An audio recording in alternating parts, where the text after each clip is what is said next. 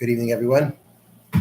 Tonight's drasha is Parshas Pinchas Tav Pei. Today is also Shiva Asar Tammuz, the 17th day of Tammuz, a fast day in which we commemorate a number of tragedies that befell the Jewish people. One of them being the breaching of the walls of Jerusalem, leading to destruction of the first and second Batei Mikdash, first and second temples.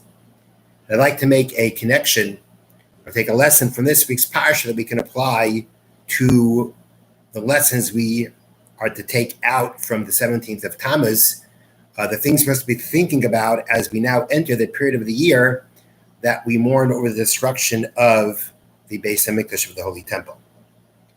Before I begin, I just want to mention that today's learning is sponsored by Audrey Ragam and Maddens in memory to commemorate the yahrzeit of her sister, Chana Rivka Bas Moshe, which is being observed today.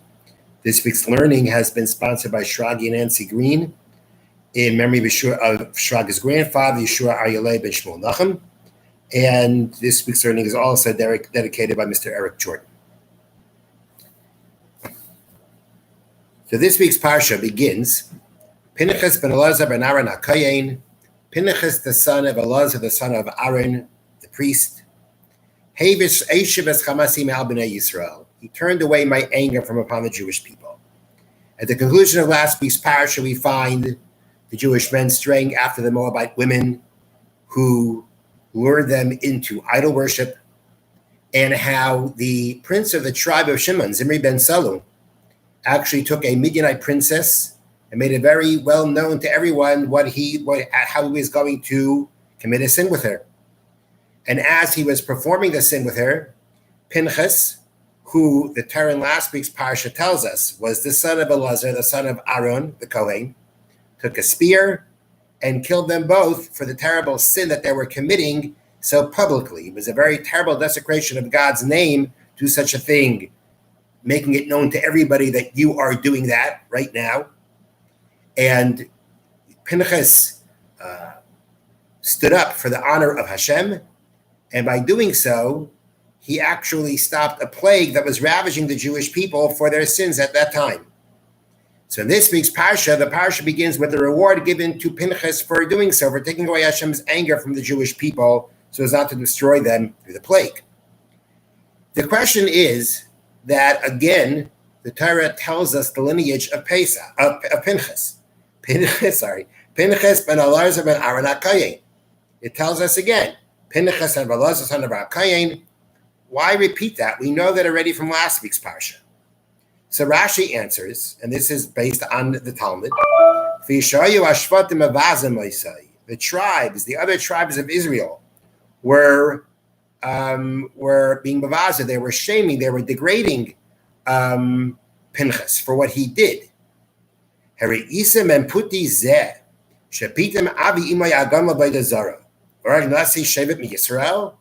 Translated, that means, did you see how the son of this animal stuffer, who his maternal grandfather, stuffed calves for idol worship, and now he went and he killed a prince from the tribe of Israel? They're basically saying that based on his background, what was Pinchas' background? Pinchas was a grandson of Yisro, the father-in-law of Moshe. And Elazar, the son of Aaron HaKohen, married a daughter of Yisro. Together they had Pinchas. So Pinchas' grandfather was Yisro. Now Yisro we know as a very great person of how he converted to Judaism, how he was the father-in-law of Moshe. But we also know that at first Yisro was an addicted idol worshiper. He tried every idol worship there was around. He was very, very addicted and involved in idol worship. And therefore, the people were saying, look, Pinchas, his grandfather, was this awful idol worshiper. He stuffed calves for the purpose of worshiping idols. And now he killed a prince of the Jewish people. Zimri, the person who did this terrible sin, was a prince of the tribe of Shimon. He was a great man. He made a great mistake too. He did a great sin, but he was a great man. And the tribes were saying that, look, Pinchas, with his problematic background, He's the one who went and killed a prince of the tribe of Shimon? Therefore,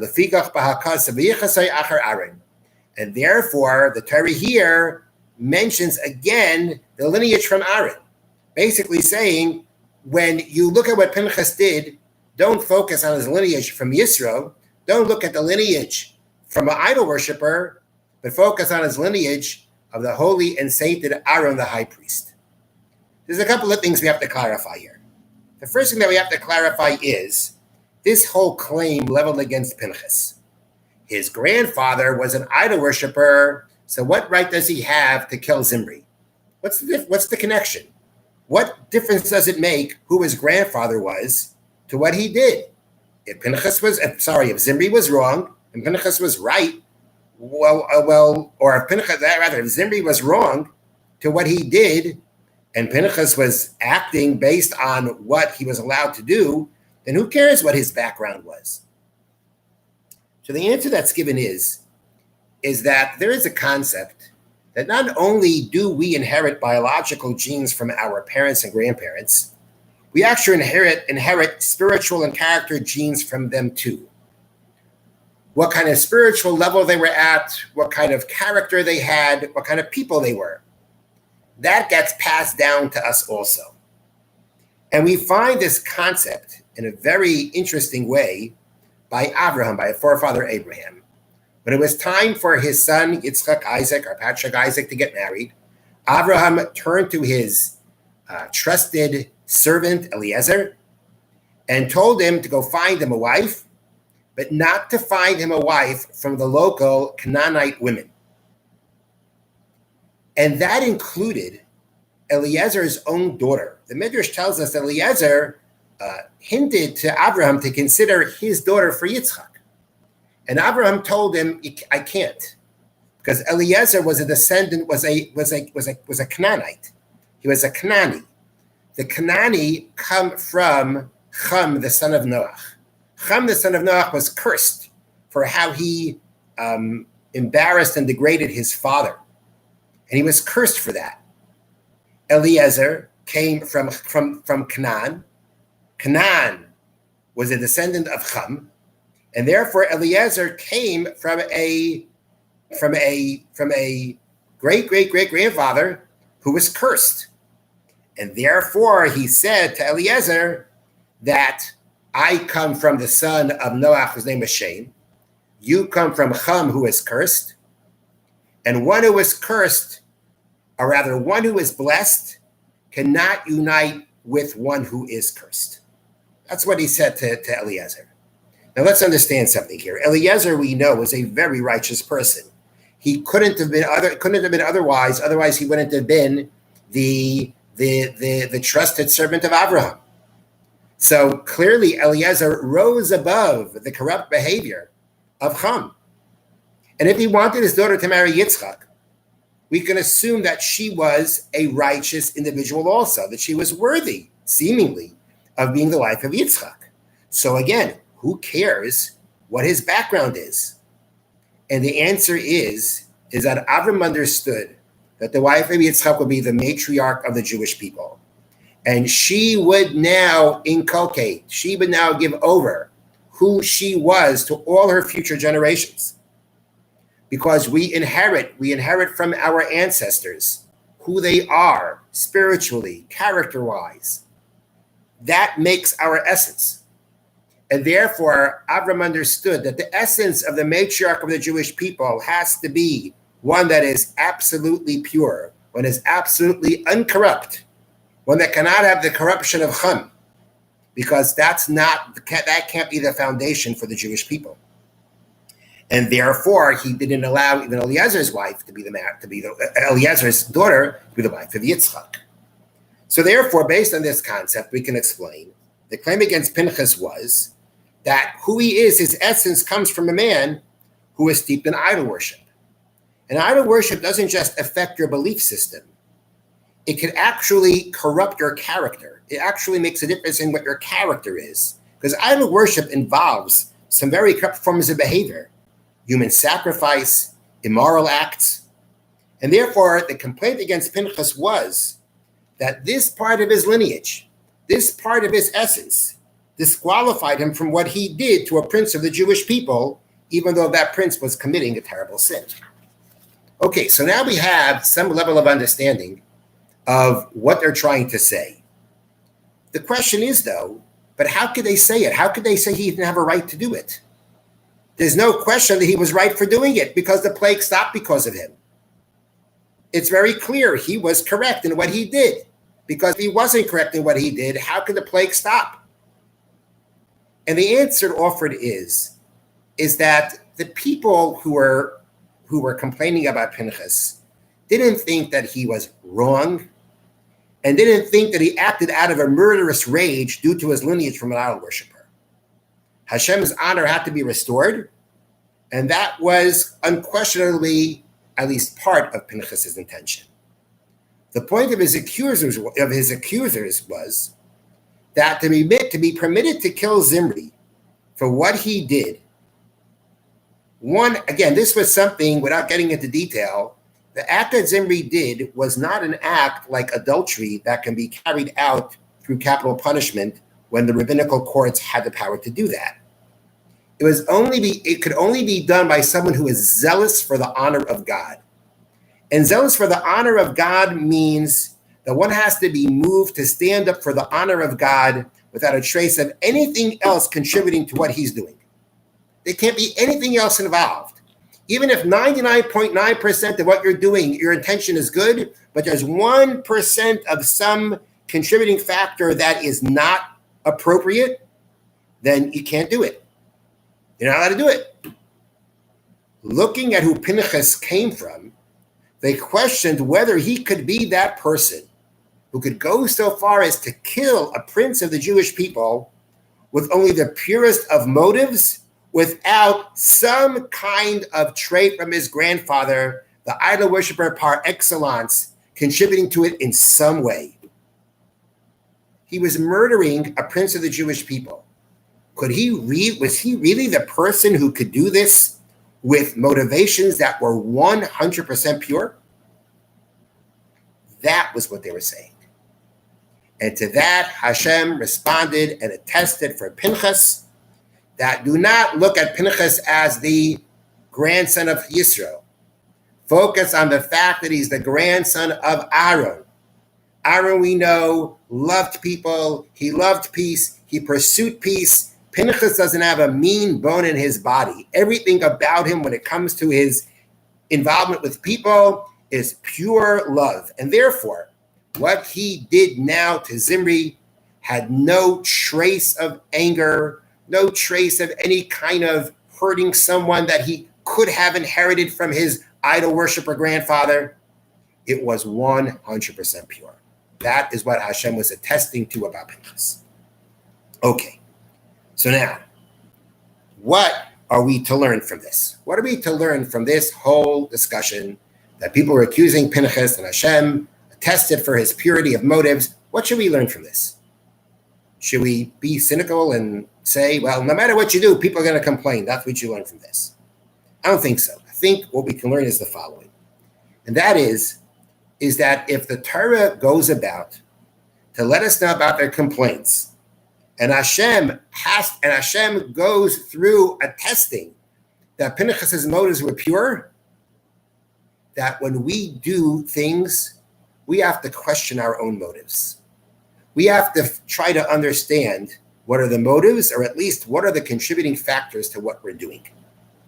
Because it can make a very big difference in what we're doing. So for instance, a similar situation to Pinchas. There are times when we have differences with people over an issue, and we have to stand up for what's right. We have to get into a disagreement, perhaps even a level of conflict.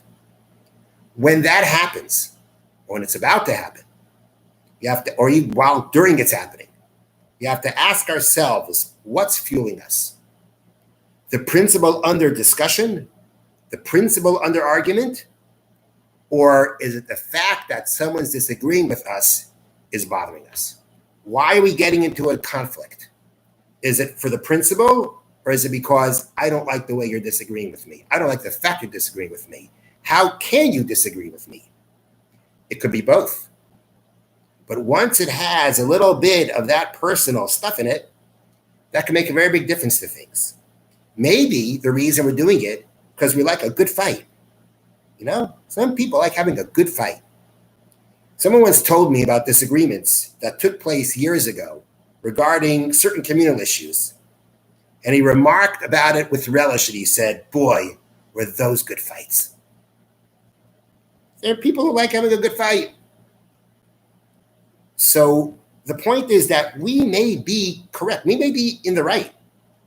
But the question is, are we doing things in the right way? Disagreements may be necessary, but will they be done respectfully, or will it become all-out war? Understanding our motives and contributing factors make a tremendous difference as to how we approach what we're doing. And this can play a tremendous role in avoiding conflict and in bringing harmony back to those who already find themselves in conflict. And this is very relevant to the period that we are beginning, what we refer to as the 3 weeks, as we approach the mournful day of Tisha B'Av. It is very important in this period of time to work on how we interact with others. Because the Talmud teaches us that the second temple was destroyed because of the sin of the Jewish people, what's called sinas chinam, hatred to one another, not getting along with one another, disliking one another. Now is the time to work on that. If this is why Hashem took away the Beis HaMikdash, it's not going to come back unless we fix it as best as we can. And it's very important to understand that any interaction we have with people, what is it that's driving us? What are the contributing factors to what we're doing that can make a tremendous difference in how we interact with others? Are we acting in a way, are we interacting with a person or thinking about a person in a certain way because we're jealous, because we're not happy with the way, because they do things differently than we do, they don't agree with us? When we think about what is it that's motivating us, make a tremendous difference in how we act with others. And that will make a tremendous difference in bringing shalom, bringing peace amongst each other. And when we do that, that is when we can hope for Hashem to take away the tsaris, the problems that we have in exile. And one of those problems in exile is sickness, is something like COVID-19 that is just doing such terrible, just creating such havoc in our country and in the world. And of course, shalom is a great merit to bring back for Mashiach to come and for the Beis Hamikdash to be rebuilt. And therefore, it's important, especially this time of the year when we have to examine our actions, how we interact with others, to remember that we have to make sure to think about, examine, what are our motivations to what we do? What are the factors to what we do, especially when we interact with others? And hopefully with that, we will stay on the right path, dealing with others in the proper way. And with that merit, Hashem should look kindly upon us, relieve us from COVID-19, and bring Mashiach Tzidkenu b'mheira v'yameinu. Amen. Have a wonderful Shabbos.